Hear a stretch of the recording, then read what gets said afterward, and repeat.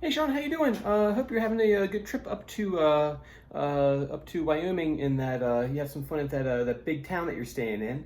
So I got your video lesson here. Went through some things that we talked about yesterday that you wanted me to touch base on. So there's what I have in here. There's 4 things I want to talk about today. First is your E minor pentatonic, a new pattern with that. And then number 2 will be the Gkh Chord, since you're asking questions about it and you're such an astute student and you kind of stumbled upon the connection between that one and the other boxes. And so we'll go ahead and talk about that since you're already asking about it. And see, number 3 is a practice approach with E form bar and A form bar chords, and making sure you kind of like start just moving around the neck a lot. And then lastly, number 4, the riff for Rocket, and what I'd like you to do for this week with that opening hook they have for the song. Cool. And then hopefully your practice routine, I've tried to map it back out again as a practice routine. So like you have a sequence you're working on, and then you have some of your Gkh chords that you're working on. They're just like separate from a tune, and that way you have some meat and potatoes, kind of like technical and fretboard knowledge things to practice in addition to working on a tune and just plain old soloing. So hopefully that continues on in your practice. Cool. So number 1, E minor pentatonic string skipping sequence. You can do it with any of the boxes. I'm just going to pick box 1 just because why not, right? That's just the one we kind of always go to when doing a new sequence. A lot of times, especially in rock tunes, you'll have things where you'll see what I did right there. If I tilt this down a little bit, you can see even better. A lot of times when I'm playing a line, I might go where I play on string 1, string 3, string 1, string 3, 2, and then to 3 here. I'll do that a lot. And so what I'm doing there, I'm actually skipping over strings. So one thing you want to start practicing is actually that technique of going.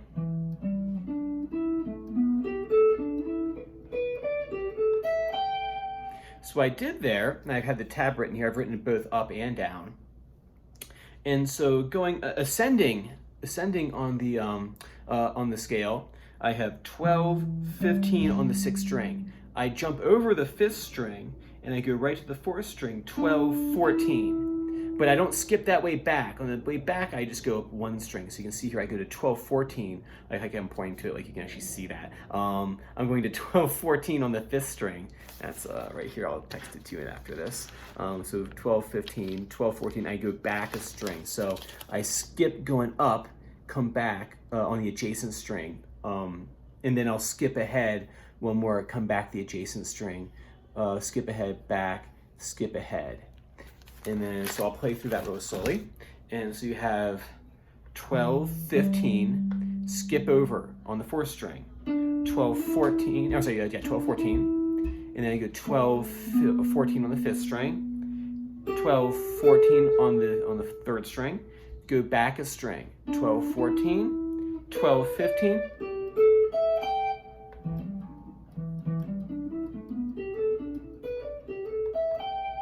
and when you get to the top, you can do it backwards.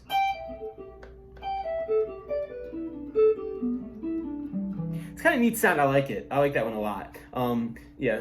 So that's a good one to kind of throw in your playing. It gets, and I find it's helpful. I have a couple of these. I find this one's helpful for getting you out of kind of the rut of just playing, just like, you know. So I've been doing, say,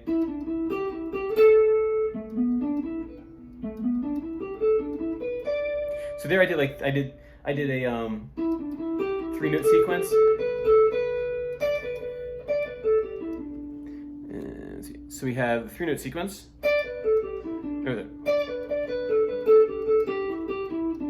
And then I'll come up doing a say a waveform.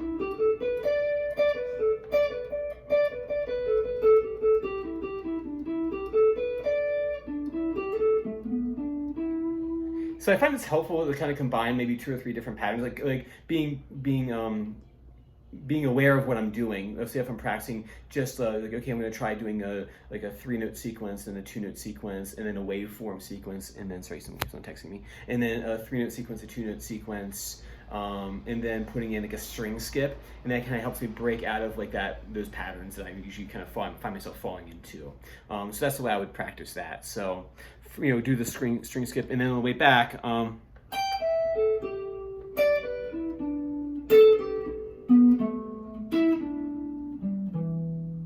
right? And it's just written out here as is. So cool, practice that. And like I said, you can do that on the different boxes too. So don't feel like you have to do it just box one.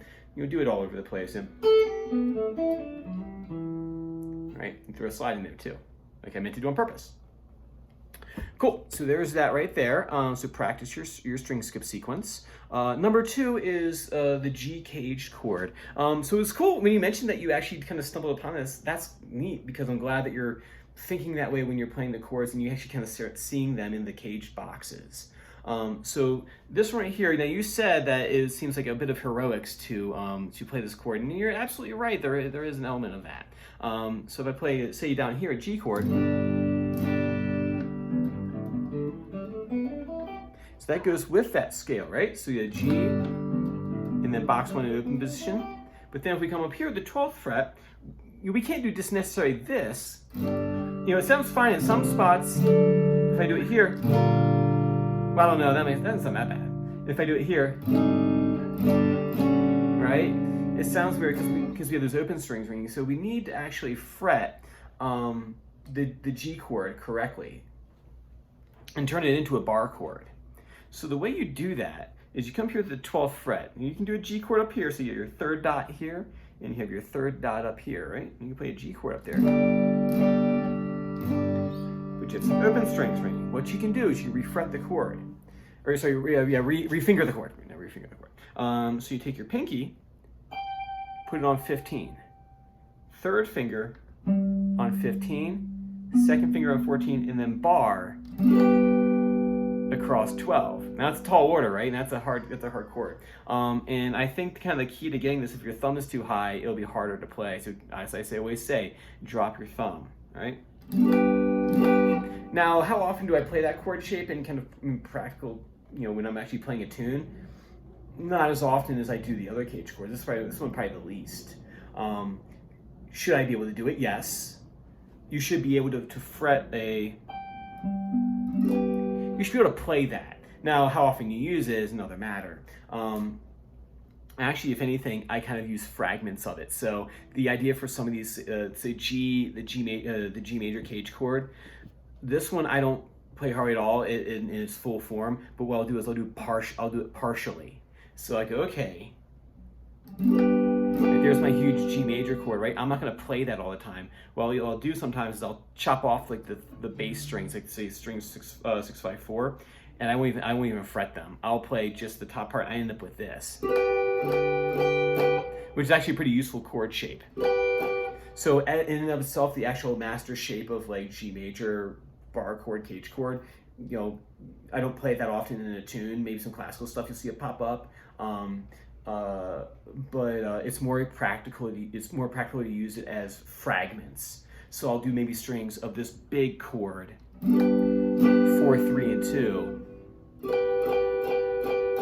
or even 6, 5, 4. And that one's really useful, right? This one's really useful because you can move it around.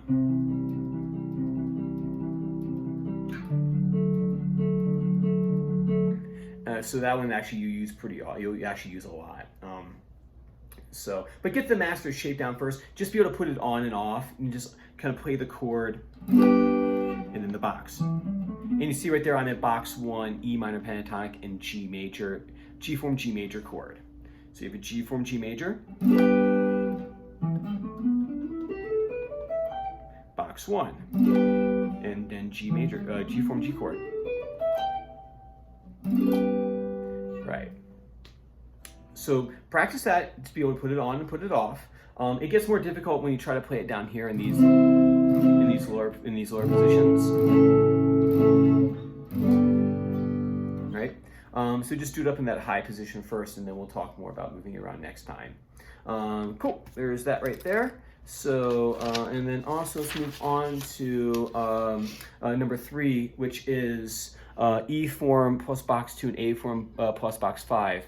Now we were talking yesterday about trying just to kind of find random chords, like say getting out of like that G major, C major kind of chord thing, is trying to find just different ones. What I did was I've written out all 12 tones, right? All of our diatonic, or all of our chromatic scale right here, from A all the way to G sharp.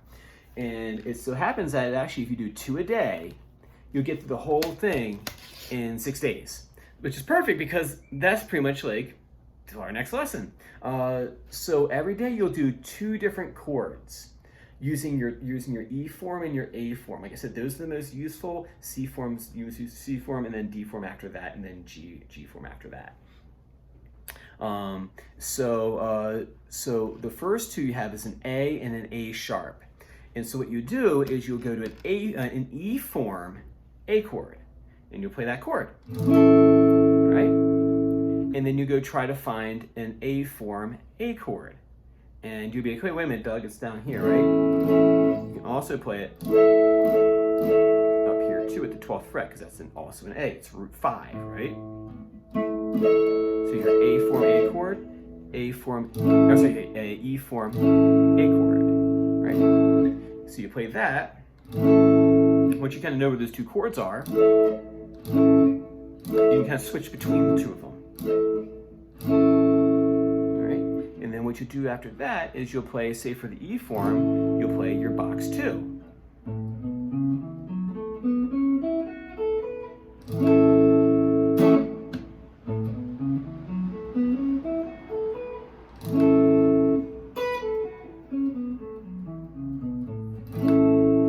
So you should be able to play the chord and play the scale simultaneous back and forth. The idea behind you doing this all over the fretboard in different spots, because that's a really great way to kind of burn the pattern into your fingers between the chord and the scale. Because you should know here that this right here is your starting point for box 2.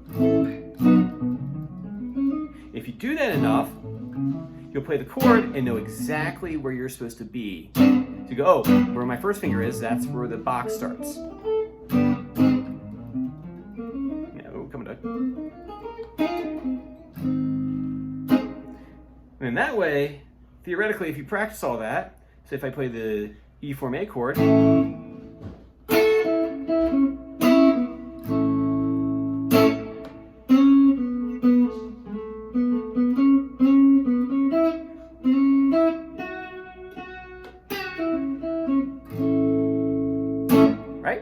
so you'll play the chord, and then, I was noodling there, but you play the chord and then the scale, and then you go over to A up here on A form, and then you play your box 5. You go, oh, okay, I see the relationship. It's the chords here, but then my starting note is like just directly right above. So you find the A right here, play the chord, and know, oh, I start right here. So the more you move this around and kind of play a chord here, oh, I just go up a string, and then I land right on this note, and then that's where my box 5 starts. Ooh, box 5. So you can start anywhere you want, and you just know when you play the chord, as soon as you're done that chord, you immediately go up to the 6th string and play the box starting there. And the more you move these around, hopefully in the 6 days when you get through the whole cycle, they'll feel pretty comfortable to you that you go, oh, you know exactly.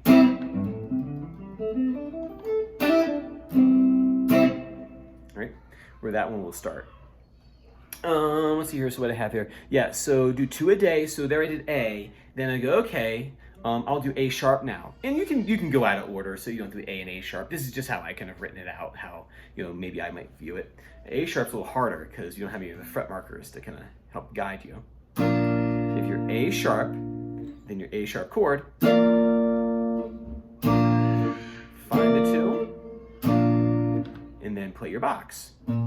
So if I'm here at E form, play that box 2,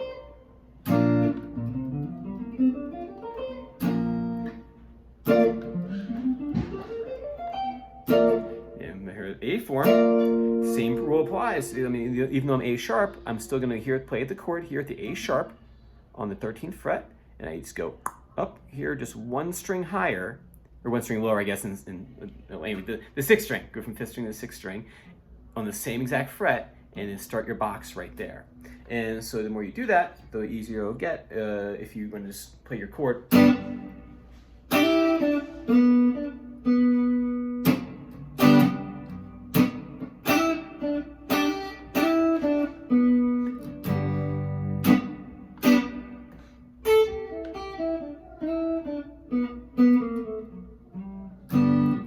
Blues scale in there too. All right, and then if there's no questions about that, let's go ahead and move on to onto Rocket, the Rocket riff. So this one, I just want you to focus. I was gonna do this big long thing where I kind of had you figure out like the different chords for the verse and the chorus, but I thought there was something more interesting. The more I looked into this, it was actually a great lesson in picking, in your right hand pick technique. Because up until now, I've been kind of letting you kind of just do whatever you want in terms of like pick direction when we're playing a riff. And what we have to start thinking about for a tune like this, because whether or not you're going to get the riff up to the tempo of the song on the recording will depend on your efficiency with a pick. Because the faster and the more intricate songs get, the more these bands, these guitarists that you listen to, they write out their right hand picking patterns. So say if maybe Billy Corgan did or didn't, but the faster these riffs get, you'll want to know which way you're picking, up, down, left, right, all that stuff. And then this one is a great kind of training ground because it jumps around a little bit. It's not as clear because I thought it was originally last week. The more I looked at it, I was like, oh, this actually would be a great picking exercise. So the riff in and of itself is, the chord shape is 5 on the 4th string and 3 on the 2nd string, right? So you have this open here. That's kind of like your foundation, right? And all the other stuff happens around that. So you have your 3rd finger on your 1st finger on your 2nd string, 3rd fret, and then your 3rd finger on the 4th string, 5th fret. As long as you have this 2 down, everything kind of rotates around that. So play the chord, play that chord, hear how it sounds. It's pretty. If you're curious, what do you call it?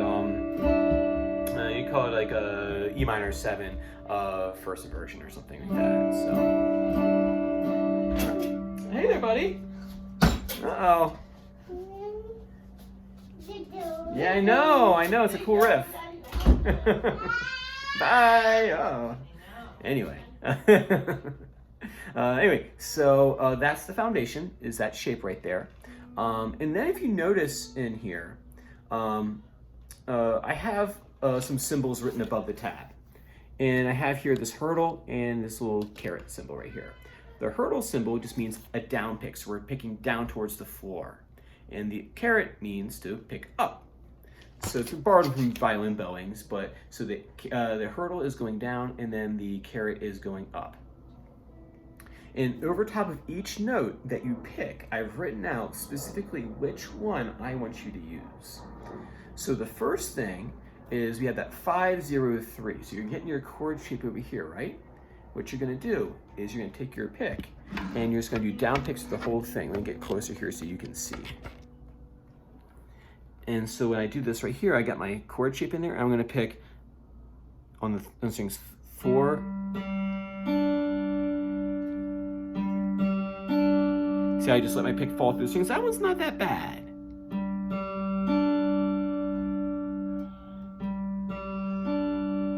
Now notice right here, it would be, to go back to the 0, the next note in here is a 0. It's the 4th note in the riff. To go back, to pick this way, I have to swing my pick all the way back around again. So I go 5, so I go 4, 3, 2. If I do another down pick on that 0, I have to swing my pick all the way back, and it takes me more time to get there. These time scales I'm talking about, we're talking milliseconds that you need to get from one place to the next, so every little thing helps. When you pick down, what you want to do, down, down, down, up. That way the distance between the 2nd string and the 3rd string is much shorter than swinging the pick all the way back again. See right there? I'm in the inside of the string. back and forth like this. And if I do down, up, I'm still on the inside of this of the string to get the next note, the 5 pull off to 3, which is this here. So we have pinky goes down, pulls off from 5 to 3. And that'll allow me, if I do the pick directions correctly, down, down, down, up, down.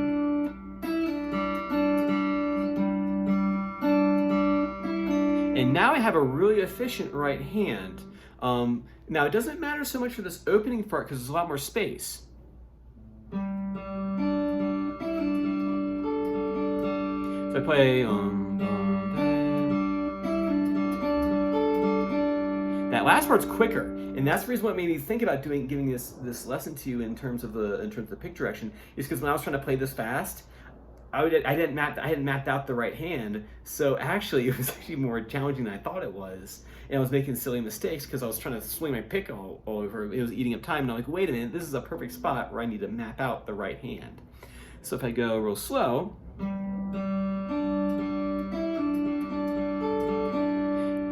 it's one of those cases where to go fast, you need to go slow first. And so what you want to do is you want to work out the entire pick direction, break it into small pieces. The first piece I might do, it might be this. Get used to that down, down, down, up, down, up.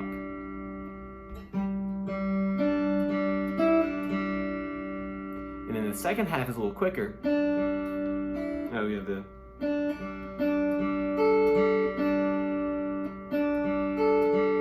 To get that 5, all I do is I take my pinky that I used to do the pull off with, and I put it on the first string, 5th fret, to get that high in there. So in the end, it'll look like this. You'll have 3, first finger here on 2nd string, and then pinky on the 1st string. So the shape will be this. So if I go from, say, right here, I'm pointing again, I'm going to start on 1, 2, 3, 4, 5, 6. I'm going to start on the 7th note of the riff, the 3 right there with the hurdles, which means we're going to pick down. So I'm going to pick down for the 3, up for the 0, down, and then up for the 0, 3 for the, down for the 3. I'm going to do that again slow, okay, because I know this is a lot of information.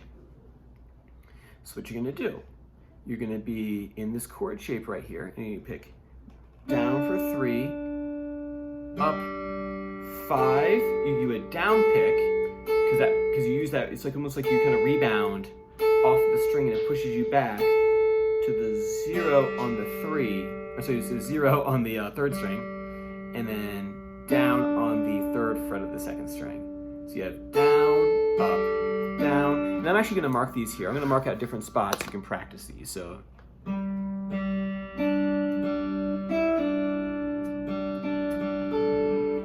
see how it gets faster there? So you want to know which way you're going. Sometimes what I even might do is I might practice just doing this. So the first half I'll mark out for you. That'd be a good spot right there. So here, I'll bracket it. And then the second half right here. And that's how you can practice. You can practice it in 2 different pieces. So first thing I might do is I might take my left hand off and go down, down, down, up, down, down, down, down, up, down. I'm doing this first piece right here, just the picking hand. Think of it this way. Imagine you got workers, right? And I got 2 workers right here. One guy, I've worked out everything he needs to do. Everything's been mapped out. This other guy, you're just like, hey man, just watch him. Watch this dude, and just try to keep up with him. Try to keep up with him, and don't think too hard. Just kind of do whatever you're gonna do. However you need to get it done, just get her done. If you don't tell, then it's gonna fall apart. But you need to tell this guy exactly what you want him to do. And if you do it right, it'll just be automatic, and you'll just know where and you get much faster that way. So I have just here, just left hand, down, down, down, up, down. That way when I do this, down, hand will feel real solid. You'll be very confident. This hand will be confident too because you worked out the two major chord shapes you're doing with it.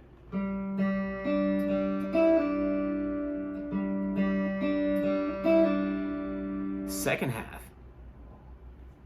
Up, down, up, down, up, down. That one's harder. There's a lot more jumping around and it's faster too. So that's why I want you to break it up into just the right hand. You have up, down, up. So start one more time. Up, up, down, up, down, up, down.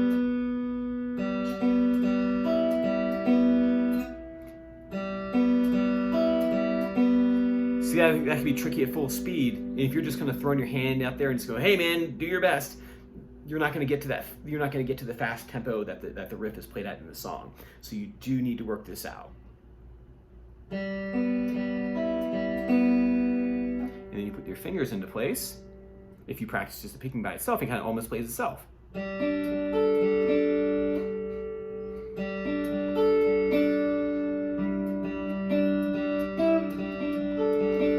now I'm playing more, I'm playing a long time. I just played that more confidently than I had before because now I had practiced just the right hand pattern by itself.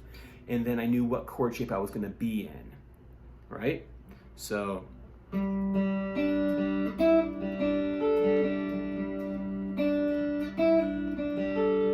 There we go, close enough. All right, man, so there's the 4 things I want you to practice for me. Just to recap. I want you to work on the string skip exercise, and then the G major G form chord, G form Gkh chord plus box 1. Just keep it at G major 12th fret. We'll move around next week. Other thing is E form and A form. Just go through all 12 major chords in each one, and then finally rocket. I want you to focus on getting the pick direction down. Work it into 2 pieces. I'll write underneath of each one the chord shape that you'll be in for each one. They're very similar, but it's good to kind of practice just the pick by itself. All right, man. And then, like I said before, as always, feel free to send me a response. Feel free to let me know if you need anything clarified or whatnot, and I'll send a response back. All right, man. So hopefully you had fun up there in we said Methland, Wyoming, and I will see you next week. All right, man. See you. Bye.